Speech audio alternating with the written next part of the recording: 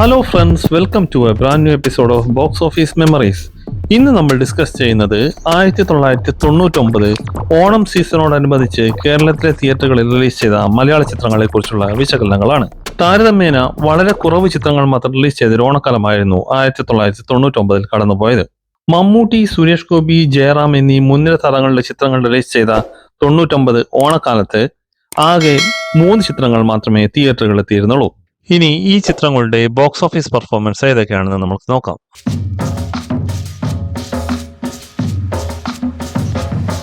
99 ഓണത്തിന് പുറത്തിറങ്ങിയ ആദ്യത്തെ ചിത്രമായിരുന്നു മെഗാസ്റ്റാർ മമ്മൂട്ടി നായകനായി എത്തിയ പല്ലാവൂർ ദേവനാരായണൻ. ഓണത്തിന് മുന്നോടിയായി ഓഗസ്റ്റ് 19 തിയേറ്ററുകളിലെത്തിയ ഈ ചിത്രത്തിൽ സംഗീതയും മന്ത്രയുമായിരുന്നു നായികമാരായി എത്തിയത്. VM ബിനു സംവിധാനം ചെയ്ത ഈ ചിത്രത്തിന് ഗിരീഷ് പുത്തഞ്ചേരിയായിരുന്നു രചന നിർവഹിച്ചത്. സുനിത പ്രൊഡക്ഷൻസിന്റെ ബാനറിൽ M മണി നിർമ്മിച്ച പല്ലാവൂർ ദേവനാരായണൻ കുടുംബ പ്രേക്ഷകരെ ലക്ഷ്യമാക്കിയായിരുന്നു ഓണത്തിന് തിയേറ്ററുകളിലെത്തിയിരുന്നത്. എന്നാൽ ബോക്സ് ഓഫീസിൽ ഒരു പരാജയ ചിത്രമായി മാറി പല്ലാവൂർ ദേവനാരായണൻ. തിലകൻ, NF വർഗീസ്, കവിയൂർ പൊന്നമ്മ, ജഗദീഷ്, കലാഭവൻ മണി, സായികുമാർ തുടങ്ങി നിരവധി താരങ്ങൾ അണിനിരുന്ന ഈ ചിത്രത്തിന്റെ സംഗീത സംവിധാനം രവീന്ദ്രനായിരുന്നു നിർവഹിച്ചത്. മമ്മൂട്ടി പാടി അഭിനയിച്ച ഒരു ഗാനം പല്ലാവൂർ ദേവനാരായണൻ എന്ന ചിത്രത്തിന്റെ പ്രത്യേകതയായിരുന്നു. മമ്മൂട്ടിക്ക് യാതൊരുവിധ നേട്ടവും അവകാശപ്പെടാനില്ലാതെ പോയ പല്ലാവൂർ ദേവനാരായണന്റെ പരാജയം താരത്തിന് നിരാശയായിരുന്നു അക്കാലത്ത് സമ്മാനിച്ചത്.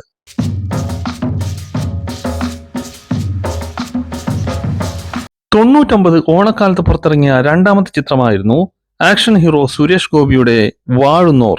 ഓഗസ്റ്റ് 20 തിയേറ്ററുകളിലെത്തിയ ഫാമിലി ആക്ഷൻ ഡ്രാമ ചിത്രം ജോഷിയായിരുന്നു സംവിധാനം ചെയ്തിരുന്നത്. 7 ആർട്സിന്റെ ബാനറിൽ GP വിജയകുമാർ നിർമ്മിച്ച ഈ ചിത്രത്തിൽ ജനാർദ്ദനൻ, ജഗതി, സിദ്ദിഖ്, നരേന്ദ്രപ്രസാദ്, NF വർഗീസ്, സായി കുമാർ, സ്പടികൻ ജോർജ്, സംഗീത, സംയുക്ത വർമ്മ തുടങ്ങി നിരവധി താരങ്ങൾ അണിനിരന്നിരുന്നു. 2 കുടുംബങ്ങൾ തമ്മിലുള്ള കുടിപ്പകയുടെ കഥ പറഞ്ഞ ഈ ചിത്രത്തിന്റെ തിരക്കഥാ സംഭാഷണം ബെന്നി പി നായരമ്പലമായിരുന്നു നിർവഹിച്ചത്. തരക്കേടില്ലാത്ത മൗത്ത് പബ്ലിസിറ്റിയും ഓണം സീസണിന്റെ അഡ്വാൻറ്റേജും കാരണം നല്ല കളക്ഷൻ നേടിയ വാഴുന്നോർ 99 ഹിറ്റ് സ്റ്റാറ്റസ് നേടിയ ചിത്രം കൂടിയായിരുന്നു. സുരേഷ് ഗോപി അവതരിപ്പിച്ച കുട്ടപ്പായി എന്ന കഥാപാത്രം ലേലം എന്ന ചിത്രത്തിൽ ആനക്കാട്ടിൽ ചാക്കോച്ചി എന്ന കഥാപാത്രത്തിന്റെ രൂപസാദൃശ്യവും മാനറിസങ്ങളും ഉണ്ടായിരുന്നത് കൊണ്ട് തന്നെ ചില പ്രേക്ഷകർക്ക് ആവർത്തന വിരസത ഉളവാക്കിയിരുന്നു. ഔസേപ്പച്ചനായിരുന്നു ഈ ചിത്രത്തിന്റെ സംഗീത സംവിധാനം നിർവഹിച്ചത്.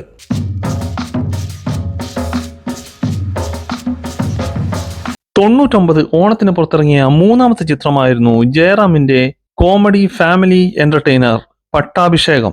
ഓഗസ്റ്റ് 25 ഓണദിനത്തിലായിരുന്നു ഈ ചിത്രം റിലീസ് ചെയ്തിരുന്നത്.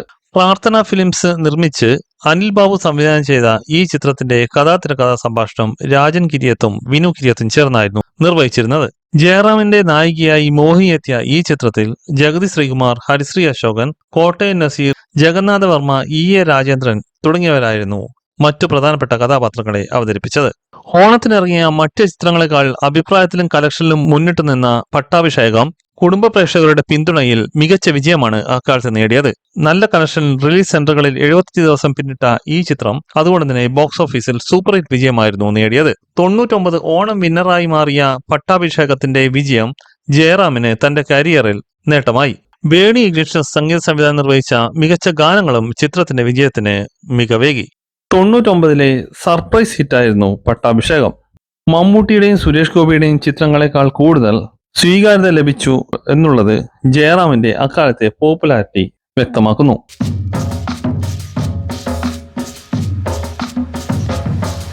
ആകെ സമ്മറി നോക്കുമ്പോൾ റിലീസ് ചെയ്ത 3 ചിത്രങ്ങളിൽ 2 ചിത്രങ്ങൾ സാമ്പത്തികമായി വിജയം കൈവരിച്ചു, ഒരു ചിത്രം പരാജയമായിരുന്നു. അതുകൊണ്ട് തന്നെ 99 ഓണക്കാലത്ത് പുറത്തിറങ്ങിയ മലയാള ചിത്രങ്ങളുടെ സക്സസ് റേഷ്യോ 67% ആണ്.